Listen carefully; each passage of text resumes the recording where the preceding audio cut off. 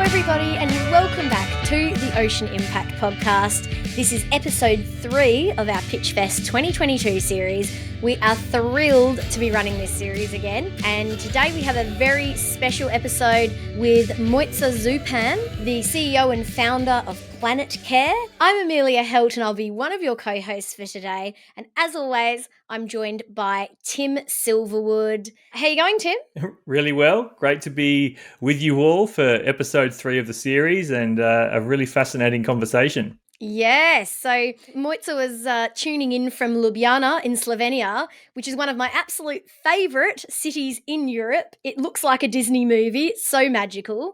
And just like real magic, PlanetCare's closed-loop washing machine filter helps stop around 90% of microfibres in the wash cycle, according to their website. It's such a cool product, Tim. Yeah, it really is. And what a problem to be solving. I just think it's such an insidious thing that even the most conscious of us who would never dream of wanting to pollute planet ocean are kind of doing it every single time we turn on the washing machine. And it really feels like the industry has dropped the ball on not providing some sort of filtration system when they know that water being discharged from your machine into your sewage is going to be carrying with it all these fibers. But in steps a fantastic ocean impact innovator like Mojca, and they have a fantastic business now servicing a growing number of countries and great ambitions to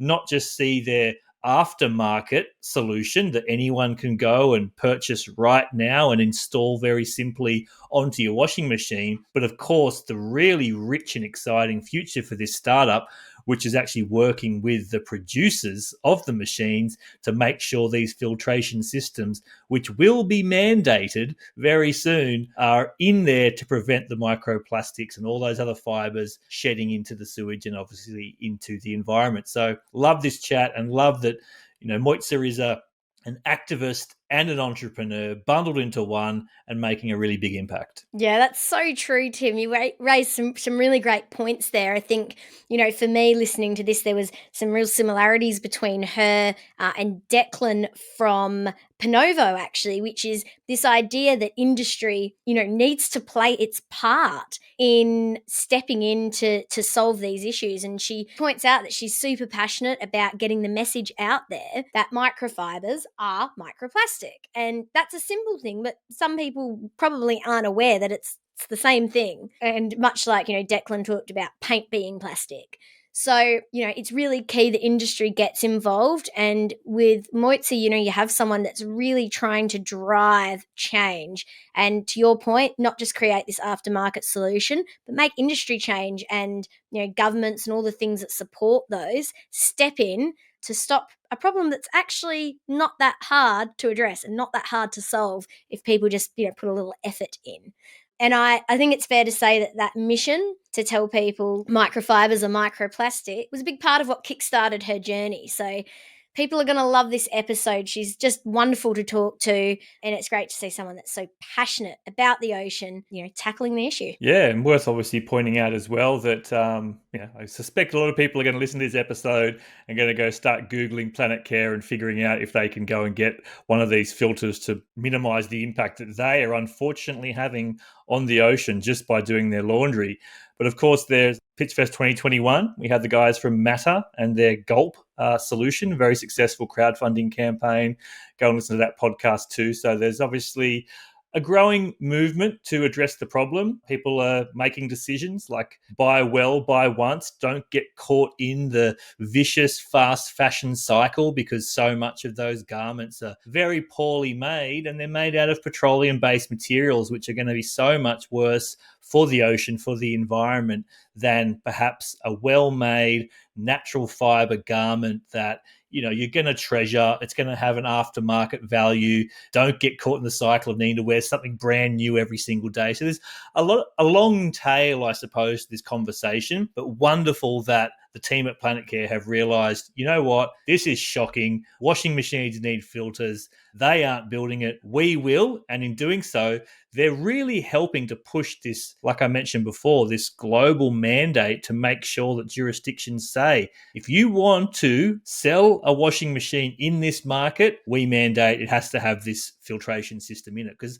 that's what we should have been doing decades ago, to be honest. It's really, really poor form that we don't have that yet.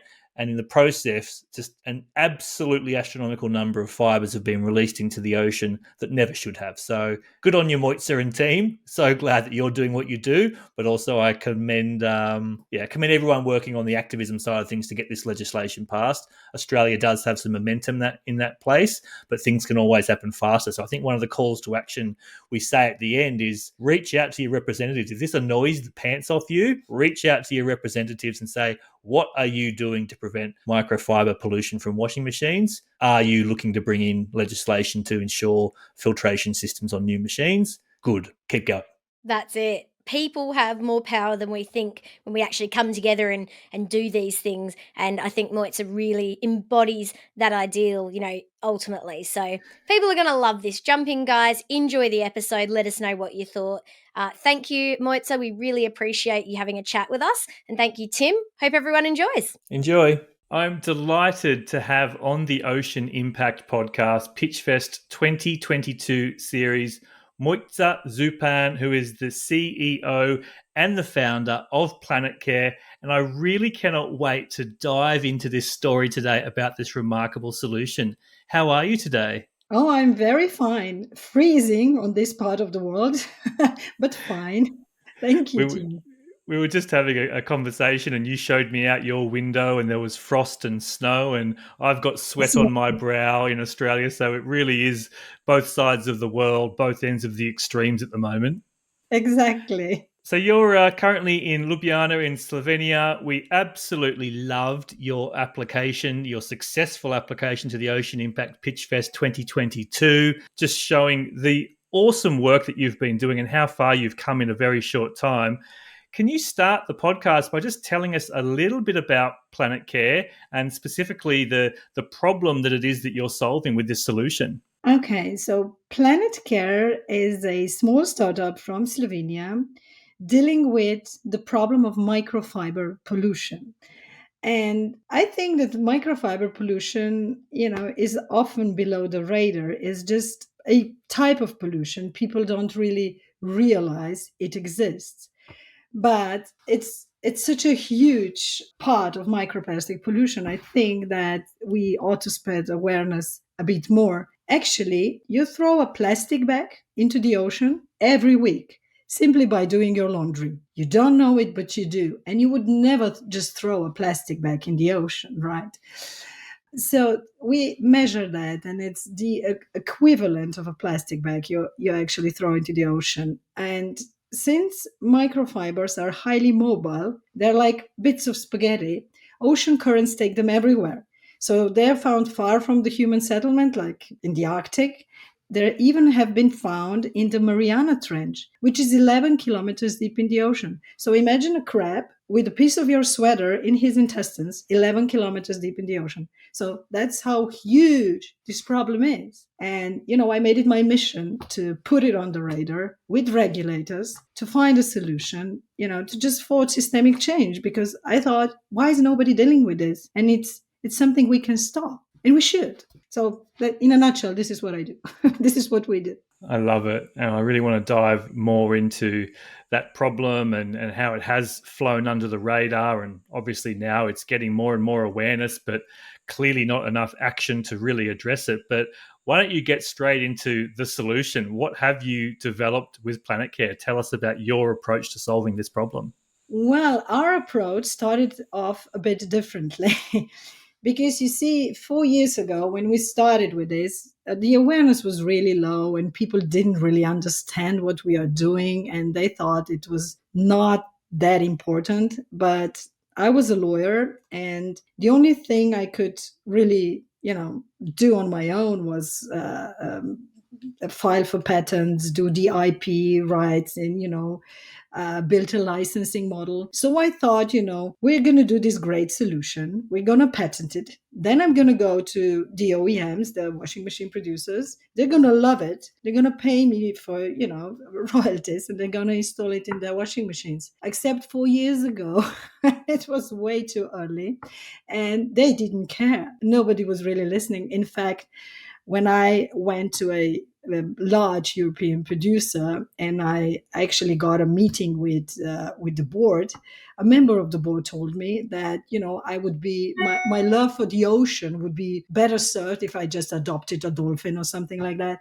And I shouldn't really be, too involved in this because it's not happening, these filters. And I was mad. So I said, okay, we're going to go the other way around. We're going to do the retrofit. We're going to do the external solution to show that there are people out there, lots of people who care. We're going to show that it can be done, because washing machine producer was saying, oh, it's impossible. We can't filtrate this dirty water. There's everything in it. There's dirt. There's, detergents. How are you going to filter this? It's impossible. So I said, okay, we're going to show you. So we did this retrofitting device, the one we're selling now on a website, and we built a large community. We had proof of concept, and all of a sudden regulators were listening. And so, we have our first regulation in France, UK coming up, Australia has it in its plans for 2030. So, things are moving. And I believe that things are moving when you show proof of concept, when you show it's possible, when you put a product on the market,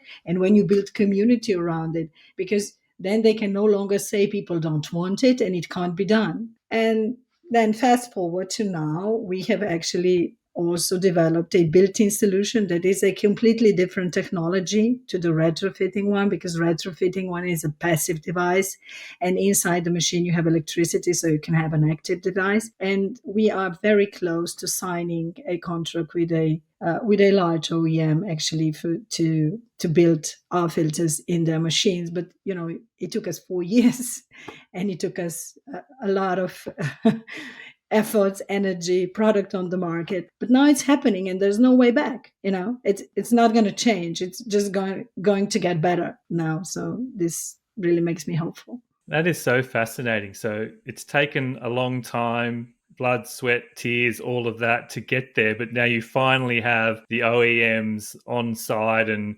prospectively really supporting you to take this to the kind of scale you always knew it needed to get to, and that you thought you might be able to get to by bypassing all of this pain and torment of building a startup. So congratulations. That is a remarkable journey. Thank you. It's just getting better. Let's just sort of go a little bit more into the granularity for everyone out there listening, about this problem. So what we're talking about here is our clothing that we obviously wash in our homes and our businesses, and that is releasing these microfibers currently just out into the, if you're on a sewage system, then obviously through all the wastewater treatment processes. Some people may not be on those systems, so it might be going straight into the environment. This has been going on for eternity. We've just been discarding our wastewater into the environment. It ends up in the ocean and our waterways. So you've obviously picked up on this ginormous problem and said, something needs to be done, and I'm the person that is seemingly going to be the one to go and do it. Like, how did people view this problem before? Like, did the wastewater people know about it? Like, when did it really start to become aware that there was this huge problem right literally in our laundries? Well, I think it's really just now getting the attention it deserves, because you never had headlines before like your clothes are polluting the oceans, but you have them now almost weekly, and there's been like this huge meeting of all stakeholders organized by the OECD, where we were diving deep into the question, are wastewater treatment plants the answer? And the answer, unfortunately, is no, because you need very, very expensive systems to really take out the majority of the microfibers or microplastics. That's A. So, not all cities or very few cities around the world could afford such an expensive wastewater treatment plant. But still, a lot of microfibers, specifically for the fact that they're like this, cut off spaghetti. So basically, they just escape. It's a different kind of filtration for fibers. So a lot of fibers still escape the wastewater treatment plants. And then there's the final biggest problem that then they are in the sludge that is left after the treatment process, and this sludge is then thrown because it has a lot of organic actually quality in it. It's thrown as a fertilizer on land, and so you have all this plastic thrown into the land, finely captured, nicely concentrated, and then you have it in your carrots and broccoli and everything, and in the water again. So it's like a vicious circle.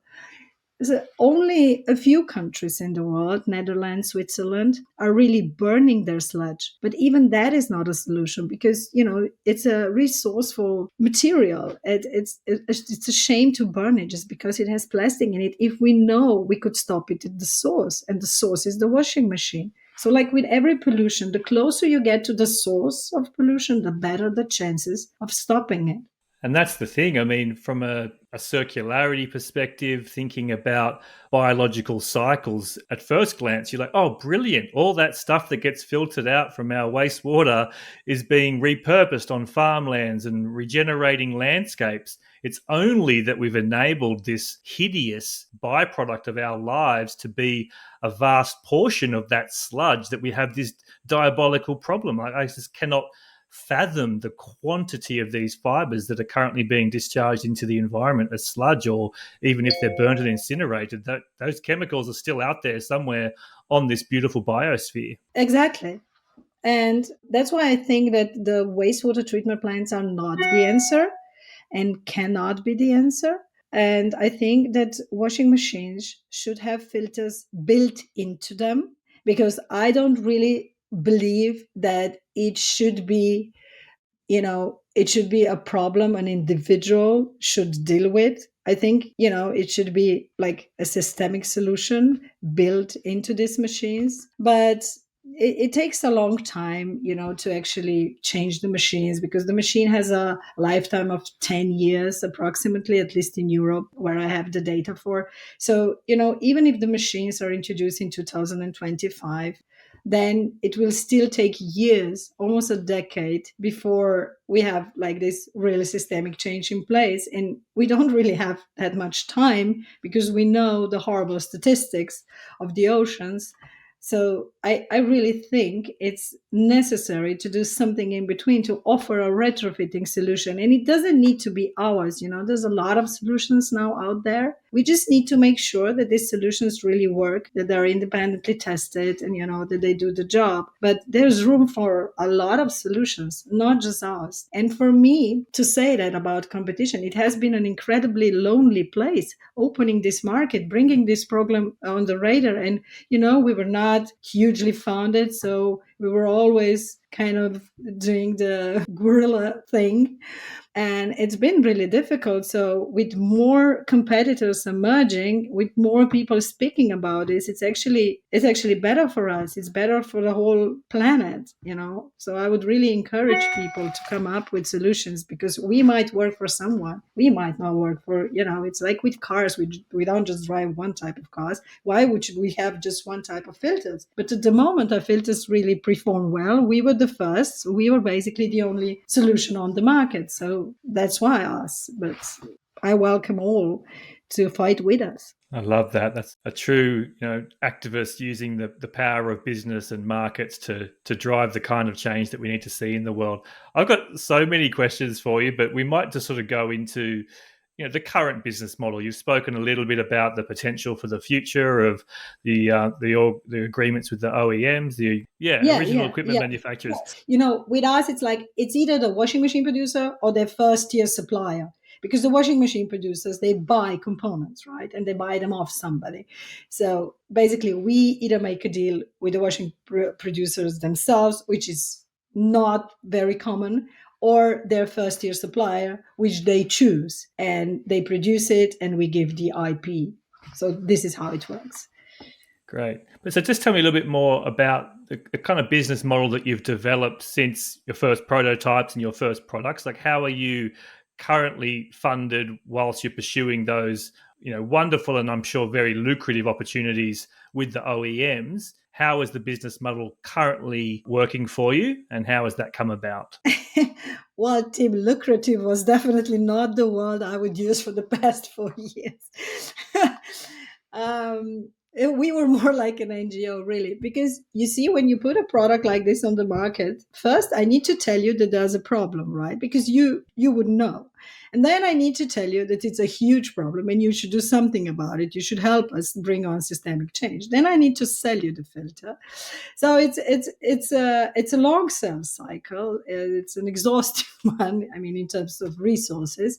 So it was quite tough for us. And this lucrative business model, which is definitely coming, it's the licensing model, but it's for our built-in product. Like I said, and the licensing fees will start to come in from 2025 onwards. Of course, they will grow then substantially as regulation spreads, as the washing machine producers put it in more models. Because, like I said, I mean, there's no way back. Even if they was now just start with France, they eventually it's going to be the whole world, or first Europe, then it's going to be Australia, then it's going to be US, but eventually it's going to be the whole world. So hopefully that business model is just gonna be growing. But the other part is the operating business model, which we have with our retrofits. Basically, we have a web shop based on Shopify, and we just sell filters. Because our margins are so low, we can't really afford to have intermediaries. So we don't have huge retailers, not at this point, because to start with, to build an MVP, we needed to buy overpriced and over-designed components that were out there for drinking water. And, we don't need these over-designed and overpriced components because we're filtering wastewater. But there was there was no such thing on the market before us, and we could not buy components like that. That's why we designed our own filter now, after 2 years of selling the original one that we sort of designed with buying components off the shelf. Now we're going to do the whole production in-house. It's going to be completely different. It's already in the field testing phase. We're very proud of it. And we're going to use, obviously, recycled material. It's going to be much lighter. And of course, business-wise, it's going to enable us to scale, to have margins to scale. So, to be able to have huge retailers, brick and mortar stores, to actually bring it to a lot of people, because so far it's just word of mouth. We have this little web shop and, people come and buy, and still we have 6,000 customers worldwide, which I think it's not 60,000 as we would have wished, but it's not a small number still. We're proud of it because, with zero marketing money, we came so far. I just love that. And I just love that it's that perseverance. And obviously you knew from the get-go what the successful model would be. It would be about those licensing agreements and getting it in with the OEMs. But you were able to persevere and build these hero customers who have heard the cry of what is happening when they do their laundry, and they have taken all this initiative to go and become your customers. And so again, I'm just so thrilled about the future, and obviously there will be plenty more competitors coming along, and they'll be required, because I can only imagine the number of washing machines that are going to be coming into the market in the next 10 to 15 years as these regulations come on board. Yeah, it really is fascinating. Oh, thank you, Theme. And we actually call them ocean heroes. They are our ocean heroes. This is how we also call them, because they are, I mean, really, I'm so grateful to our community, because they made something so much bigger than just stop their personal pollution. Because once, yes, they stop their personal pollution, But they really fought systemic change, and they're the ones who put this on the radar, because me, myself, I could never have done it without this great community and without their constant feedback. Like, we really talk with them. They're a great, very engaged community. But going back to the market, you see that I'm going to speak for European numbers because this is the numbers I know, but there's 30 million new washing machines on the market every year, and there's like 300 millions of already existing machines. So actually the market, even business-wise, is huge for retrofitting models, even bigger in numbers at the end.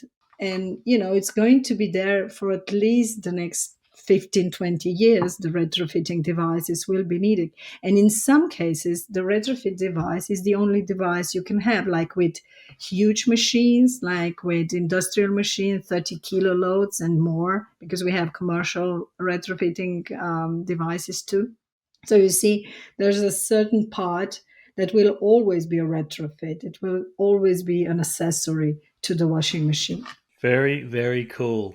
Okay, we've got some other questions here that are a little bit more, I suppose, directed at you and your origin story. You mentioned a little bit before about what your career was prior, but where does this passion for pioneering, for being entrepreneurial, for protecting the planet, like if you could just tell us a little bit more about your backstory and why you're so motivated to persevere in building this business.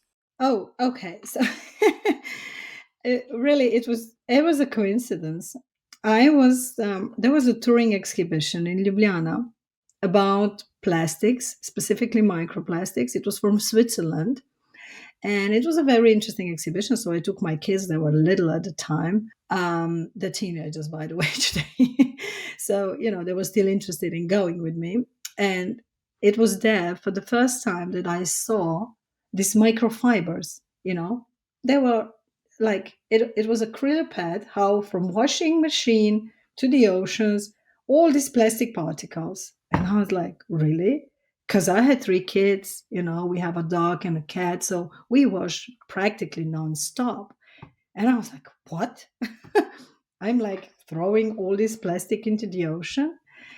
And then, of course, being a lawyer, I couldn't do much about it myself. But as a lawyer, I was on a project with a huge company that had problems with wastewater, with gray water from the industry processes. So in the same project group, there were water engineers. And so I went to talk to them and I said, hey, guys, I saw this. I mean, can there be, is there something that can be done? What do you think? I mean, you're technical guys. Is this, completely impossible? Or could we do something maybe? And they said, okay, yeah, we can play a little bit. And so we played in our basements and we made very primitive filters. But we saw that basically the concept of filtration, the concept itself, could work. And then we had, like I said, a very primitive version of a first filter. And I was Googling and I found this NGO, the Plastic Soup Foundation in the Netherlands. And they're very charismatic and passionate founder, Maria. And I found it just, browsing the internet, that she was looking for a filter, that she's also convinced that there should be filters in washing machine. So I wrote to her. It was a Friday or something like that. So I'm writing to her and I'm saying, hey, I just read this interview. You're looking for filters. I think we have one. It's far from perfect, but it does work. We have measured it. Would you come and have a look? And Sunday evening, she says, okay, we're coming Tuesday. It was like, wow, because I didn't even expect an answer for a month, So there we are in our offices, actually my husband's offices, and we have this kitchen, for, this simple kitchen for just making coffee. And we have like 2 days to change it into the washing machine, sort of laundry room with testing purposes. So like we're working for 48 hours straight until they come. So she comes with her chief innovation officer, also a technical guy, and they have a look and we chat and they say, okay, we'll endorse you. This is good. Let's do something together. But she said, first of all, you need to do a better filter. Then I want it to be independently tested by the institution I choose because, I'm not putting my name on something that doesn't work. And yeah, well, the rest is history. But she was the one that put us on the map. Did you know that endorsement piece was a really important maneuver for you? Like, were you seeking an endorsement, or it just was quite auspicious how it came to be? Completely auspicious. Everything I did regarding this project was, it might work, it might not. Let's do something. I'm really passionate about this. And money was, like making money with it. That was the last thing on my mind at that time. I still had my day job, and I was so proud because I had three little kids. And I said, oh, I finally have a purpose. And they were so proud because, mom is doing something good. And they were telling their schoolmates about it. And it just gave me, like, it was giving much more than it was taking. I was like first time in love. I had this project I was completely in love with, and all the energy and the hormones that come with it. Yeah, I've been there. It's an intoxicating feeling. And Yeah, back to that question of perseverance, it's those things that help you through those really tough times. exactly. It's like somebody once said to me that, the secret to a long lasting marriage is that you're like really, really in love at the beginning. So you have this huge bucket of love you take from, even when things are not that romantic anymore after 15 years. And I think it's the same with these startups and these projects. There needs to be an emotional component to it, because it's from this that you then, take when times are tough. And yeah, like you said, or you try to say, of course, it's very romantic, it's very intoxicating at the beginning, but then, it's just business, it's accounting, it's dealing with people, it's dealing with suppliers. It's not all not all of it is that romantic then down the road. And when you try to scale and get funded and, looking for the next round, these are all very tough jobs. But if you still love what you do, it's where you are fed from. That's so true. I love those analogies that you shared there. We love this section now, to sort of talking about, off the back of that, is there some challenges that you want to share? Is there some sort of key achievements that you want to share? I'm sure there's lots from your journey, but yeah, just talking to some of those key challenges and key achievements through your time with PlanetCare. Well, the greatest challenge, as I said, was getting the industry to listen, because they were really ignorant. Some of them still are, but really a small percent. So that was my biggest challenge, and also my biggest disappointment, I guess, at the beginning. Like, why is the industry not listening? Why don't they see a potential in it? Because we are doing something good, and surely there could be a marketing sales approach to this. Why are they not on board? And my greatest achievement was, I guess, the first regulation in France. I was so proud to be sitting at that table. And I remember going home from Paris saying, okay, if there's nothing else we did, if we just close the door tomorrow, we did that.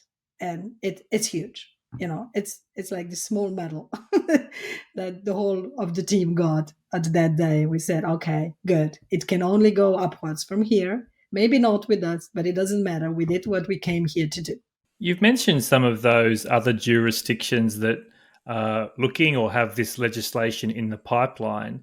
Is there a call to action to people that are listening in who are passionate about this issue? I mean, is it about writing to your representatives, asking where they're at with their Exactly. policy? Yeah, simple as that. Yeah, exactly. Because I saw your last question that you're going to be asking me.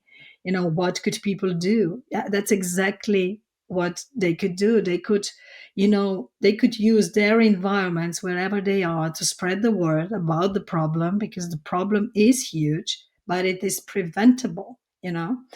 And also, of course, the local representatives, they should know about it, and they should have it on the radar. They should be following France example, and there should be some sort of legislation making filters mandatory.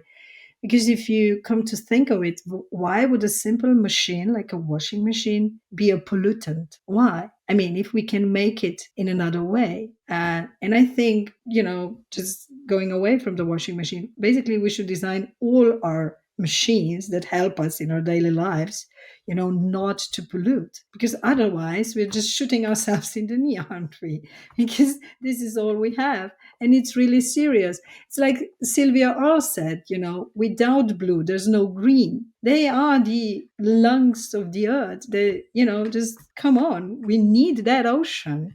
It's not just, for your, I don't know, for your soul to look at and, to swim in, but it's really, really needed for life on earth. So we should really try and do everything. And when people ask me, it's like, okay, but I have to buy this filter, and what does it do for me? And I'm like, it doesn't do anything for you. It gives you a little bit of work, that's true, but it prevents the pollution, and it does its little part in preserving the ocean. So there will still be, the ocean will still be alive when your kids grow up. When you yourself are 60 or 70, you'll still have an ocean. So what price would you pay to have the ocean in 20 years? Just people just don't flip it, because we're so used to this consumerism. Yeah, I'm going to buy this because it makes my life a little bit easier. I mean, look what we did with plastic. Wonderful, because it made our lives easier, and we were just piling up with all necessary items, right? I think we should, just step back and go, do I really need this? Okay, it makes my life easier, but in the long run, what will it do for my life? Questions that everyone can ask. I mean, you don't need to get the filter, but you could there's so much more you could do. You could just, vote with your euro, think about it, spread the word, wash less, try and, have less plastic or less fast fashion. I think there's a lot of really small steps, but if you think of it, if 9 billion people do just one little step a day, imagine the impact. Gosh, I have so many questions. I get they all come into my head, and I'm like, oh, I can't ask all of them because we'll be here all night. But I do know there's a great professor down here in Australia who was quite leading on microplastics from the beginning, Dr. Mark Brown, and he was looking a lot at the clothing, the textiles that come directly from clothing manufacturers and textile manufacturers, and just sort of saying, can we do some studies to see how resilient they are to shedding when they come directly from manufacturing? Are you coming across any brands that are willing to actually put their garments through their paces to understand ways they can be designing or treating them prior to coming onto the market so that they're less susceptible to shedding? Or is everyone sort of not really moving and being proactive? Well, first of all, I know Mark, and he actually has our filters to test. So we have been cooperating. And I like his approach because he's also, he's a scientist, and he says, okay, no nonsense, no greenwashing. We need to have here solutions that work. And I completely agree with him. We need to have more solutions to really put a stop to this problem. So yes, textiles are definitely one thing we should look at, and we should make them better if we really want to prevent this. And then at the end of the day, like we said, wastewater treatment plants and what we do with the sludge. So, and filters on the machines. And then if we employ all this, then something would have happened. Asking about the fashion industry. In my experience, knocking on fashion industry door was not very successful because they know they have this problem. It was under the radar, and they liked it that way because it's their business, and they didn't really want to own the problem.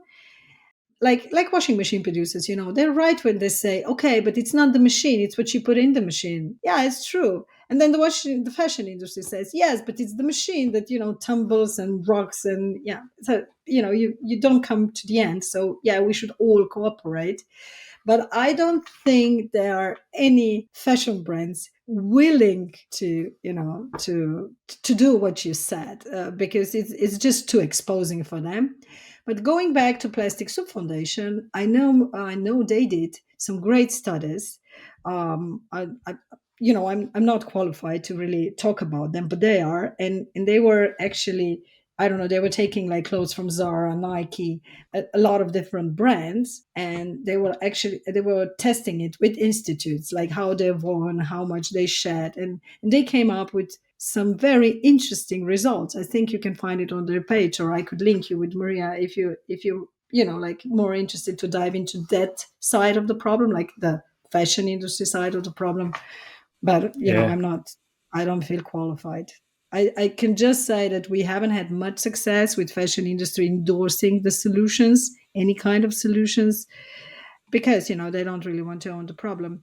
But I have seen now Patagonia and Samsung joining, which is a first, and trying to do something about the problem. So Patagonia being actually the first fashion brand doing something about it. But okay, they are also a very large contributor to the problem, because they basically just sell fleece that really sheds a lot. Yeah, it is that exposure to the problem, isn't it? Being so associated, even though an opportunity exists to be a pioneer, to tackle the problem head first, to be a bold corporate steward, but it's also a high risk maneuver at the same time. So I do understand that, and I'm sure many people are pained by the lack of leaders out there willing to be so bold in taking it on. Couple of questions left to go. Next one, sort of just talking about the future. I think we've been touching on this quite a bit through the conversation, but is there anything specific in the next 1 to 2 years you've got coming up that you wanted to speak to share with the listeners? Well, yes, a new filter that we're so proud of, that, it's finally being produced in 6 months. And I'm so happy because we did all the little tweaks that needed to be done and couldn't be done with components off the shelf. We listened to users. It's so great. We really have an advantage because we're the only company who already had this massive community to actually get info or feedback from on how they would like their perfect device to look like. What do they need on that device to make their life even simpler, or to make the pollution stopping maneuver more simple. I think we have a pretty straightforward device on the market as it is, and quite user friendly, probably the most. But we wanted to go further. We really wanted to listen to all the pains, and now this one is, it's just perfect. It's as perfect it can be at the moment, but we will never stop evolving, so we'll keep listening, and hopefully our R&D will just keep going, and every year we'll have a better device, or every 2 years. And you mentioned before that you ship sort of worldwide. So just sort of speaking to prospective customers who are listening in, what markets can they access your products, and how does it work for people in different areas around the world? Well, yes, we do ship worldwide, of course, but there's this logistic component to be thought of. So, like for Australia and US, we only ship the larger packs. So basically, we equip you for a year or even more, like for 13 months. So we don't have this back and forth shipping all the time. We take all the cartridges back now. Unfortunately, the only refurbishment facility we have now, it's in Slovenia, but we are looking to have a local refurbishment in Australia and US, because it just doesn't make much sense to be shipping those cartridges back and forth. But you see, you need to start somewhere. And we started with 0 customers. We have now 6,000, but unfortunately, we need 5,000 in an area to make it economically feasible to refurbish locally. So people often ask me, yes, but now I need to send this back from the States. Yes, unfortunately, you do, until we have 5,000 like you there. So it's a bit of a chicken and egg. But hopefully now in the States we're quite close to finding an agreement. In Australia we haven't been so lucky. It's kind of really far from our worlds, so we don't really have a partner there. But also talking with a few people to bring it more locally, because that would make much more sense. But for now, if you want to support us, yes, we ship worldwide, and we take the cartridges back free of charge worldwide. So you can be an ocean hero, and like you said, once you get to that 5,000 critical mass, which should be a no-brainer as more and more of the market takes on the solution, then the future looks bright. A couple of key learnings from your career, your journey that you would be comfortable sharing with those people listening in. We'd love to have some of those key takeaways and learnings from you. Well, first of all, I would say just don't give up. If this is something you're passionate about, if this is something you want to do, yes, it's not going to go smoothly. It really never does. Although we hear all this story of success, but if you really dive in, there's been a lot of perseverance and a lot of rocks on the road before there was this huge success. So I think people are maybe not equipped to that because we romanticize these successful startups and startup careers. And like you said before, there are tough times and there are tough jobs in between that you're maybe not prepared for or even equipped with the knowledge to deal with, like with my former career, I had no idea about so many things. I needed to learn as I go along and as I went along, and it was difficult at times. All of a sudden, you need to know finance, you need to know sustainability, you need to know chemical filtration, you need to know physical filtration. So okay, not into details, but you need to know basics of all these things if you want to run this thing. And it was hard. So, be prepared to invest a lot of energy, learn, basically live with it. For me, because I'm a mom, I always said it's almost like having a fourth child because it's basically the same. They're born, they need to learn to walk, it's all these stages, and then they become teenagers and they're a pain in the, I'm sorry. And it's the same with the startup, it has all these life cycles. But you need to just be there. You need to not give up, and you need to know, for all founders, even the ones that succeed at the end, it's not all roses and sunshine. It's going to be tough, and that's normal. That's okay, because you're going to learn from the times that are tough. You're going to be better. Looking at me today, going 4 years back, I would have done a lot of things differently, but I didn't know then.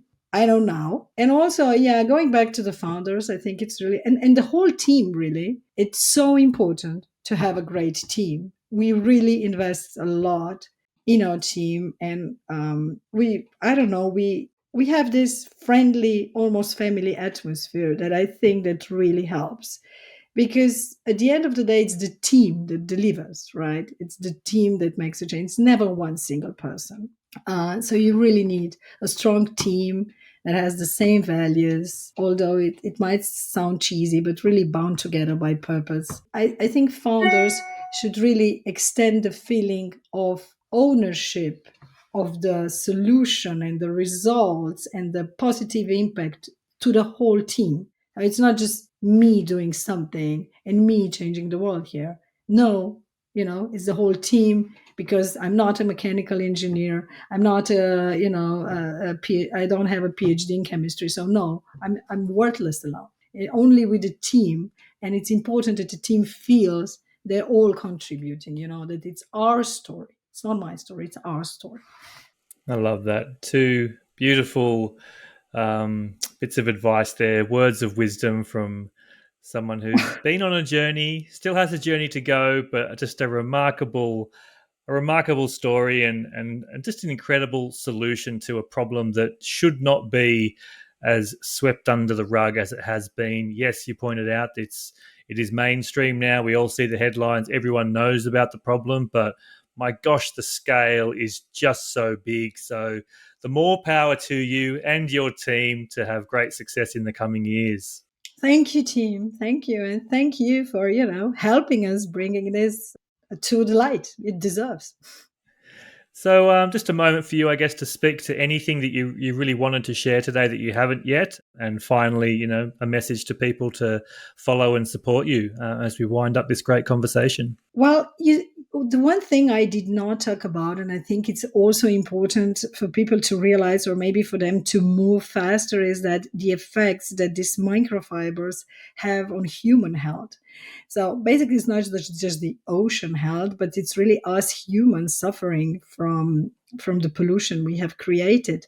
They have found microfibers in everything you eat and drink. I mean, if you use salt today, you have them in your body. And, they have been identified in human blood, human milk, human placenta, really fibers from your clothes. So it's not just the oceans. It's harming us too. It's harming the children. So just maybe some people wake up then sooner rather than later if they hear that it's really affecting the health. And also regulators, because at the end of the day, somebody pays for all those diseases, from endocrine diseases to cancers that have now been linked to microplastics or microfibers. This all costs money at the end of the day. So we should all really be stepping together and do something about it for our health and the ocean's health. So that's something I haven't mentioned, and I feel it's important because we have so much emerging research, like serious scientific research, linking these two, so health problems and microfiber pollution. And yes, and then nothing more than I have already said. Just try to think what you could do to live in a more sustainable way. Like, not to be perfect, to be sustainable-ish. Because, you might think that a little change won't do much, but it will. If all the listeners just do one small change, it's going to be a big change at the end. So I think that sometimes we're so used to listening to doom and gloom on the news, like about the climate change and the plastic pollution, and then people just sit back and they just feel like hopeless. Like, this problem is so massive. What can I do if I don't know, if I don't buy this plastic garment now? What did I do? Nothing. But it's not true. You know it's a few individuals who always bring on systemic change. So we should just feel the power we have in ourselves to really do something. And we should bring businesses on board, because a lot of people say to me, yes, I don't know, I should be walking around wearing monk's clothes, no makeup, and be this environmental warrior. But I don't think that's normal. And I don't think that's something that's going to bring change, really, because I need to be out there, a normal person with a family, a relatively normal life, but living in some sort of synchrony with the nature. I mean, as much as I can, but having kids, and yes, using every now and then a plastic thing, but then I need to know how I will dispose of it, and when I really need it. But when you go to ER, you're very happy you have single-use plastics, right? So it's not just banning plastics, banning clothes, banning synthetic fibers. That doesn't work, you know because there's 9 billion people and you cannot clothe them in organic cotton. That would be even more detrimental to the planet. So we need plastic, we need to learn to live with it, but we need to identify where we really need it and then how we deal with it in the life cycle. And then I think we have won. Beautiful closing words. Thank you so much for your time today. Can't wait to follow the journey and keep up the great work. Well, thank you, team, for having me. It was really a pleasure. Take the ocean out of me. Guys, we hope you enjoy this episode. Please leave us a bit of feedback. It really helps us out. If you're listening on Apple Podcasts, you can leave us a review. On Spotify, you can let us know what you loved about the episode. And if you're watching on YouTube, feel free to drop us a comment or hit the like button. It means a lot.